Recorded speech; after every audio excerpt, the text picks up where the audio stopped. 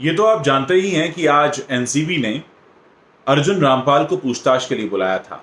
अर्जुन रामपाल की गर्लफ्रेंड से भी पूछताछ हुई है और ये भी खबरों में है कि उनके घर से कुछ प्रोहिबिटेड ड्रग्स बरामद हुए हैं।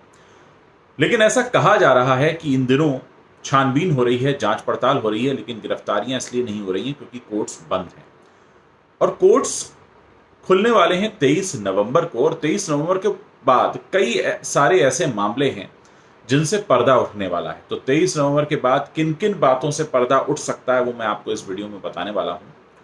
पहली बात तो यह है कि 23 नवंबर को उस याचिका की भी सुनवाई होनी है जो एक प्री अरेस्ट बेल है अर्नब और उनकी फैमिली ने दायर की है, जिसमें एक पुलिस अधिकारी के साथ दुर्व्यवहार करने का आरोप लगा है उन पर। जब पुलिस उनको गिरफ्तार करने उनके घर पहुंची थी उस वक्त वहाँ एक महिला पुलिसकर्मी मौजूद थी और उनका यह आरोप है कि अर्नब के परिवार ने उनके साथ दुर्व्यवहार किया और इसको लेकर एक एफआईआर लिखाई गई थी। और इसी एफआईआर के तहत गिरफ्तारी से बचने के लिए अर्नब के परिवार ने एक प्री अरेस्ट बेल दाखिल की है, जिसकी सुनवाई 23 नवंबर के बाद होनी है।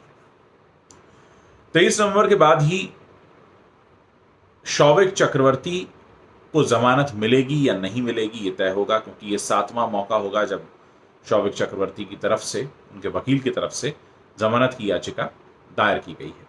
इसके अलावा एक और बात जो बहुत अहम है वो ये कि 23 नवंबर के बाद करिश्मा प्रकाश, जो दीपिका पादुकोण की मैनेजर रह चुकी हैं, अब नहीं है, उनका इस्तीफा ले लिया गया या दिलवा दिया गया, उनके बारे में भी फैसला होगा, क्योंकि उन्होंने भी एक एंटीसिपेटरी बेल ले ली थी जिसकी वजह से उनकी गिरफ्तारी नहीं हो पाई है और अब कोर्ट्स बंद हैं। तो 23 के बाद इस बात पर भी फैसला होगा कि उनकी गिरफ्तारी होती है या नहीं।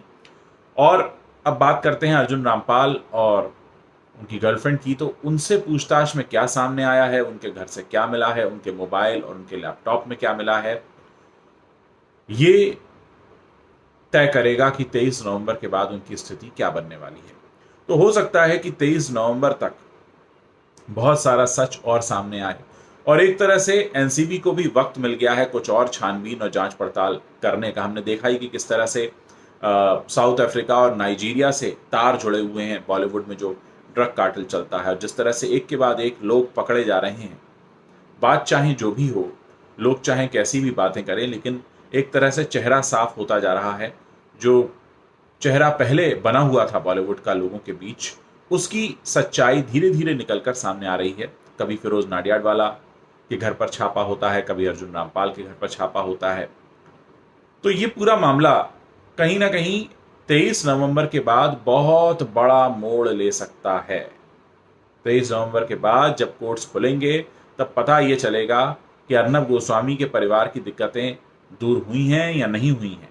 अर्जुन रामपाल कहाँ होंगे, सलाखों के बाहर होंगे या कुछ ऐसा मिला है जिसकी वजह से उनको गिरफ्तार किया जा सकता है, अभी कुछ भी साफ नहीं है। लेकिन जैसे ही कोर्ट खुलने का वक्त आएगा उसी वक्त एनसीबी हरकत में आएगी, क्योंकि जैसा कि आप जानते हैं एक कानून है कि किसी को भी गिरफ्तार करने के बाद 48 घंटे के अंदर उसे कोर्ट में पेश करना होता है। ऐसे में कोर्ट की छुट्टियां होने पर इस तरह की गिरफ्तारियां रुक जाती हैं और एक तरह से कहें तो थोड़ा टाइम भी मिल जाता है जांच पड़ताल करने के लिए। और करिश्मा प्रकाश का भी आगे क्या होने वाला है और क्या उनको और भी कुछ राज पता है, क्योंकि अगर लंबे समय तक वो दीपिका पादुकोण के साथ रही तो जाहिर है और भी हो सकता है बहुत कुछ जानती हूँ, क्योंकि उनके घर से नशीला पदार्थ भी मिला।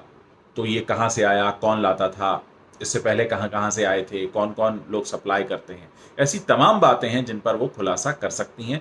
तो 23 नवंबर तक का इंतज़ार कीजिए। बहुत कुछ जैसे ही कोर्ट की छुट्टियां खत्म होंगी बहुत कुछ आपके सामने आने वाला है और वहाँ से कई सारी नई कहानियां भी शुरू हो सकती हैं।